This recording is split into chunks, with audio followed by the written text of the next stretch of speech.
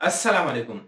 प्यारे दोस्तों, जरा सोचिए कि पाकिस्तान का सदर अगर पूरी जिंदगी किसी भी अदालत में पेश न हो सके और साथ ही आर्मी चीफ और आला फौजी क़ियादत भी कानूनी कार्रवाई से मुकम्मल तौर पर महफूज रहे, अगर अदलिया का किरदार भी एक नई आईनी ढांचे के तहत महदूद हो जाए, तो मुल्क में ताकत और कानूनी तवाज़ुन किस तरह मुतासर होगा। यही सब कुछ 27वीं आईनी तरमीम में शामिल है, जिसने सदर और फौजी क़ियादत की ताकत को तारीखी हद तक बढ़ा दिया है और आईनी तवाज़ुन पर सवालिया निशान लगाया है। आज हम तफसील से देखेंगे कि सदर और आर्मी चीफ के लिए ये कानूनी इस्तिस्ना क्या मानी रखता है, मुफ्ती तकी उस्मानी और दीगर उलमाए किराम इसके खिलाफ क्यों है और इस तरमीम के सियासी, आईनी और इस्लामी असरात क्या हो सकते हैं।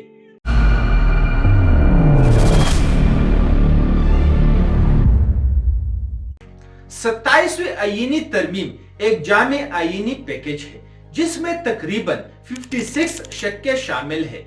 इस तरमीम का मकसद हुकूमत के मुताबिक रियासती इस्तेहकाम और इदारों की वजाहत है।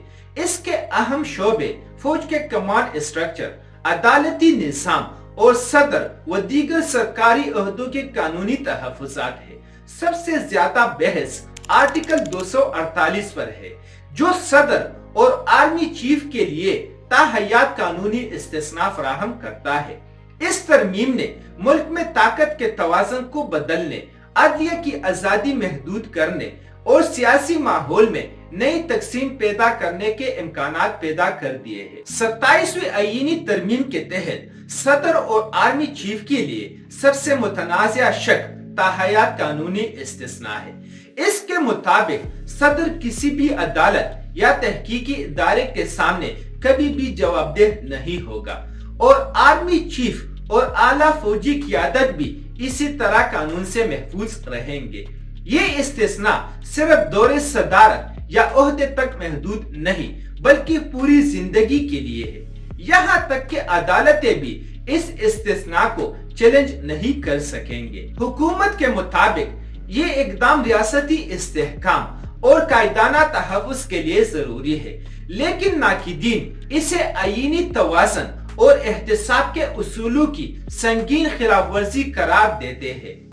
इस तरमीम के मुमकिन असरात बहुत संगीन हो सकते हैं। सबसे पहले एहतिसाब का अमल कमजोर हो जाएगा, क्योंकि सदर और आर्मी चीफ कानूनी कार्रवाई से महफूज रहेंगे। इससे कानून की यकसानियत और शहरियों के लिए इंसाफ का हुसूल मुतासर हो सकता है। दूसरी बात, ये इकदाम ताकत को चंद हाथों में मरकूज कर देता है, जो मुल्क में आईनी तवाज़ुन के लिए खतरनाक हो सकता है। तीसरी बात, अदलिया की आजादी महदूद हो सकती है, क्योंकि नई आईनी ढांचे के तहत अदालतों के इख्तियारात बदल हो जाएंगे। चौथी बात, सियासी माहौल में इख्तिलाफ बढ़ सकते हैं, क्योंकि इस तरमीम के जरिए एक ऐसा तबका वजूद में आ सकता है जो कानून से बालातर हो जाएगा। पांचवी बात, आईन के बुनियादी उसूल के मुताबिक हर शहरी कानून के सामने बराबर है और ये तरमीम इस उसूल को मुतासर कर सकती है। मजीद ये कि अगर हम इस्लामी उसूलों की रोशनी में देखें तो हजरत मोहम्मद सल्लल्लाहु अलैहि वसल्लम की एक मिसाल बहुत वाज़ेह है। एक मर्तबा एक औरत की चोरी पकड़ी गई और लोग रसूलुल्लाह सल्लल्लाहु अलैहि वसल्लम से दरख्वास्त करने लगे कि इससे माफ कर दिया जाए। हजरत मोहम्मद सल्लल्लाहु अलैहि वसल्लम ने फरमाया कि कानून के मुताबिक सजा लाजमी है और कोई सिफारिश या जाती मफाद कानून से बालातर नहीं हो सकता। इसी तरह हजरत अली और हजरत उमर के अहद में भी हुक्मरान खुद अदालतों में पेश होते थे और कानून के मुताबिक फैसले को तस्लीम करते थे। ये वाज़ेह करता है कि इस्लामी शरीयत में कोई भी शख्स, चाहे वो हुक्मरान ही क्यों न हो, कानून से बालातर नहीं हो सकता। पाकिस्तान के मारूफ आलिमी दीन मुफ्ती तकी उस्मानी ने इस तरमीम की सख्त मुखालिफत की है। इनका कहना है कि इस्लाम में कोई भी शख्स कानून से बालातर नहीं हो सकता اور حکمران بھی عدالت میں جوابدہ ہوتے ہیں۔ مفتی تقی عثمانی کے مطابق صدر اور فوجی قیادت کے لیے تاحیات استثناء دینا اسلامی شریعت اور عدل کے اصولوں کے خلاف ہے۔ انہوں نے پارلیمنٹ سے اپیل کی ہے کہ اس ترمیم کو فوراً واپس لیا جائے کیونکہ یہ امت اور ملک کے لیے نقصان دہ ہے۔ یہ واضح کرتا ہے کہ اسلامی اصولوں میں احتساب لازمی اور عدل سب کے لیے برابر ہے۔ علماء اکرام کے علاوہ مختلف سیاسی اور قانونی حلقوں نے بھی اس ترمیم کی سخت مخالفت کی ہے۔ جماعت اسلامی کے رہنما حافظ نعیم نے کہا ہے کہ یہ اقدام عدلیہ پر حملہ ہے اور قانون کی بالادستی کو کمزور کرتا ہے۔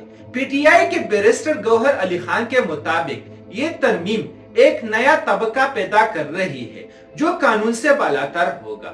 قانونی ماہرین کا کہنا ہے کہ اس ترمیم سے طاقت کا ارتکاز بڑھے گا، عدلیہ کی آزادی متاثر ہوگی اور عوامی اعتماد کمزور ہوگا۔